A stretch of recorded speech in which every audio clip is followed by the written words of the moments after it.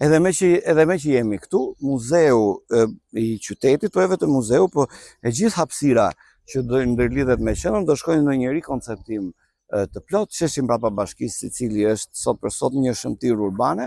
Ne shkojmë në rekonstruksion të muzeut aktual të qytetit, i cili kjo godin do të jetë vetëm muzeu historik i qytetit. Midis muzeut edhe bashkisë do ndërtohet një godinë e re, e cila do të jetë muzeu i fotografëve të Juglindjes, ku do të prevalojë Dimitër Vangjeli, dhe muzeu etnografik do të shkojë në Rehov, në një prej shtëpive, më saktë në krah të kishës.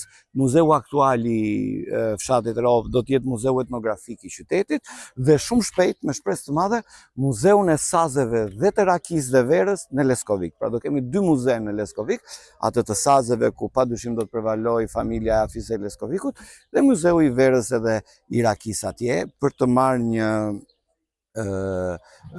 hapësirë të re, sepse njerëzit duhet të vizitojnë dhe duhet të vinë në Kolonjë.